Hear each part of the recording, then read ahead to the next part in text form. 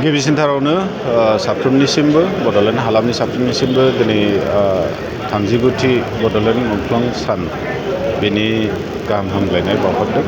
दिनै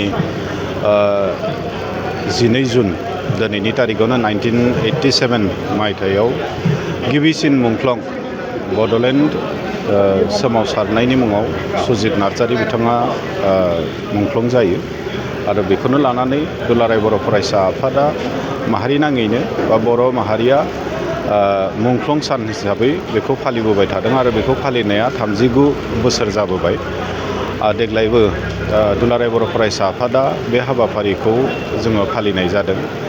गेदेमा मुंख्लं बिथांमोनखौ गोसोखांनानै बिथांमोनखौ मान होनानै जोंनि दुलाराय बर' फरायसा आफादनि फिरफिलाखौ हाफ मार्च जों खालामनाय जादों आरो बेजों लोगोसे मुंख्लं सुजित नार्जारीनि मुसुखा आरो मुंख्लं खाम्फा बेयाव साफ्रोमबो मुंख्लंफोरखौ श्रद्धांजलि होनाय बा बिबार बावनाय बे हाबाफारि जों लानाय जादों।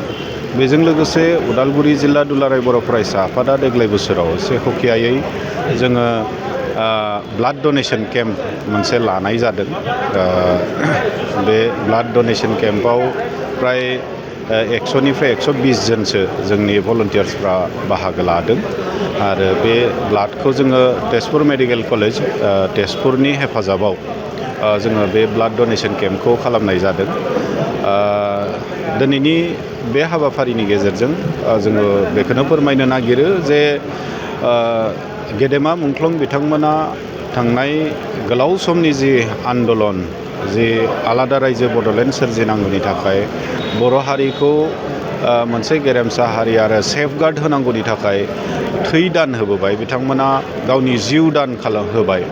दा दिनै दुलाराय बर' फरायसा आफादनि उदालगुरि जिल्लानि बिबानगिरिफ्रा दिनै जोङो लाइफ सेभिं मोनसे जोङो हाबाफारि जों लादों, जेरावहाय जोङो मोनथिनो मोनो बुंनाय जायो जे सासे मानसिया थै दान खालामोब्ला बे सासे मानसिनि थै दान होनायजों 3 मानसिनि जिबन बासायो। बेखौ जोंहा डक्टर्सफ्रा बिथांमोना बुङो आरो दा बे लेखायै जों दिनै साफा साफायै बेयाव थै दान होनानै जोङो साफायाव 3नि जिबन जों बासायनायनि खामानि जों मावदों। आरो लोगोसे बेजोंनो जोङो फोरमायनो नागिरदों दा दिनै बर' हारिया थांनाय गोलाव समाव जों आन्दलन खालामबाय, जुजिबाय। बिनि गेजेरजों जोङो 3 खोलोबनि आन्दलन खालामनायाव 3 जों एग्रिमेन्ट खालामबाय। BSA एकर्ड खालामबाय, BTC एकर्ड खालामबाय, BTR एकर्ड खालामबाय। जाय थांखि आरो उद्देश्यखौ लानानै गेदेमा मुंख्लं बिथांमोना बा बर' हारिनि साफ्रोमबो फिसाफ्रा माने बे आन्दलनाव 3 खोलोबनि आन्दलनावबो बारसोमबाय आरो बेवहाय मुंख्लं बिथांमोना गावनि जिउ दान होबाय। दा बे थांखि उद्देश्य आरो सिमांखौ मोगथां महर होनो थाखाय दिनै दुलाराय बर' फरायसा आफादा दिनैबो खामानि मावगासिनो दं आरो फैबाय थानाय समावबो जों मावगोन। आरो बे दिनैनि बे ब्लाड डनेसन केम्पनि गेजेरजों जों बेखौनो बुंगोन जे थांनाय समनि जि माने 3 खोलोबनि आन्दलन आरो 3 जि एग्रिमेन्ट, बे एग्रिमेन्टखौ लानानै स्टेट गभर्नमेन्ट, सेन्ट्रेल गभर्नमेन्टआ खोब बिराद सिरियास बेबायदि जानायखौ जों नुबोआखै। मालाबा समफोराव जोंनि बे एकर्ड खालामनायनि गेजेरजों जि दफाफोरखौ मोनबाय, बे दफाफोरखौ समय मथे दिनै मावफुंनायखौ जों मोनाखै। BSA एकर्डनि दफाफोर खोब मोजाङै मावफुङाखै।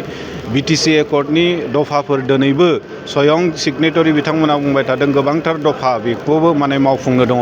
BTR एकर्ड रिसेन्टलि 2020आव मावबाय, बेखौबो दिनैसिम 6 बोसोर जाबाय बेखौ मोजाङै मावफुङाखै। दा अब्ला दिनै जोङो सोरनिबा जिउ माने बासायनो थाखाय जोङो थै दान होदों।